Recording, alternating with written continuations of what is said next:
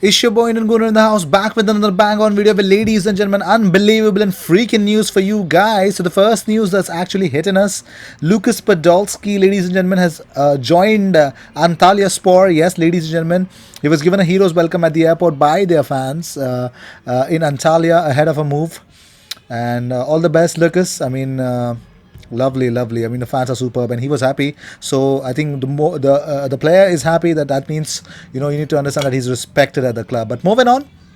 Well, it looks like Atletico Madrid are likely to make a move for Alexander Lacazette if they fail to sign Edinson Cavani. Well, it looks like Arsenal striker has been emerged as a backup option for the Spanish Giants, but also the sources claim that Borussia Dortmund star Paco Alcacer is also another alternative to Edinson Cavani for Atletico Madrid. Moving on, well.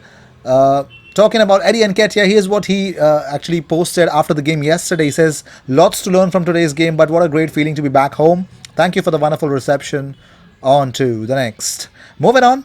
Well, also Mikel Arteta has actually sound quite subtle when he's given a subtle message to Arsenal board over Levin Kurzawa transfer. Well, he has suggested that he endorses Arsenal's transfer move for Levin Kurzawa following the Gunners' draw with the rivals Sheffield United. Well, here's what Arteta said, that he was asked whether Maitland-Niles was at fault for the Sheffield United equalizer. He said, obviously, when we are analysing the opponents and scenarios that are happening on the pitch, we have to try to correct and help the players as much as possible. But we can ask Ainsley a lot of things, but he's not a fullback. Bukayo is not a fullback.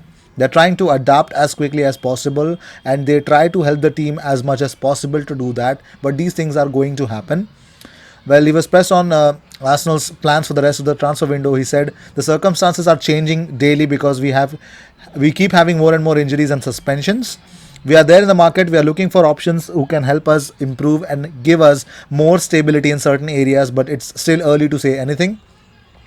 Well, also he said that I'm very disappointed that the performance deserved 3 points. It is 2 points lost, but if you don't put games to bed in the last 10 minutes, that can happen. Well, David Luiz actually inspired Gabriel Martinelli, as Lucas Torreira also showed why Arsenal fans actually love him. Well, after Fleck's equalizer, the Gunners went on the hunt for another goal. In doing so, Martinelli looked for a second wind to make the difference once more. The Brazilian took the ball up the byline to win a corner, but in doing so was met with a heavy challenge that left him in a heap on the floor. Sensing there was a little still a chance to come out of the game victorious, Luiz rushed over Martinelli, almost in shock that Martinelli was staying down. He lifted the 18-year-old by his armpits back onto the feet to get ready to attack the corner. The 32-year-old wasn't far off in his thinking. However, Scott and Mustafi came steaming onto the corner, flicking the ball to the back post. Well, also, Lucas Torreira, he was making 2 tackles, 2 interceptions, and a clearance against the Blades. Lucas Torreira had another steady performance against the Blades. Well, moving on. Well, here's what Alexander Lacazette actually posted on Twitter after the game yesterday. He said, disappointed because I think we deserved more. Time to prepare for the derby on Tuesday. Thanks for your support. Well, also, Lincoln City FC celebrate their first goal yesterday as Tyrese John Jules confidently strokes it home and he scored a goal for them. Well, let's talk about the biggest actual thinking and biggest actual news about what this video is actually all about. It's about only one person, that's Bruno Guimaraes. Well, why am I actually wanting to speak about Bruno Guimaraes? Well, it's very simple.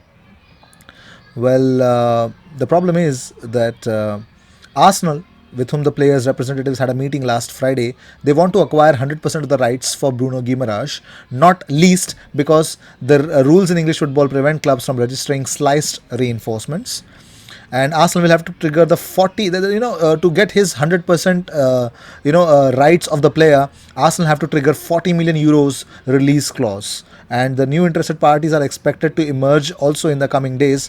And also, Dayot Upamecano is still firmly on the agenda for Arsenal. But why do Arsenal have to pay 40%? 40 million euros to get 100% rights of the players? I mean, what's wrong? The problem is Atletico Paranaense, they continue to play hard. They are actually playing hardball with Arsenal because in negotiations, President Mario Celso Petraglia is adamant. He wants to hold at least 20% of Bruno Guimaraes rights to economic rights. For the other 80%, he's asking around 25 million euros. And if Arsenal want the whole of the player with their 100% imaging rights and everything, they would want to shell out 40 million. That's too much. And Arsenal's proposal also has not yet arrived as was expected this weekend. And conversations are, however, continuing because Benfica is still the only other club who's officially who have an official offer for. How should I say this? Bruno Guimaraes, and Edu also is conducting the talks for Arsenal, and also the English transfer window closes on the 31st, and for Benfica it will be closing for second February. So that's exactly what would happen.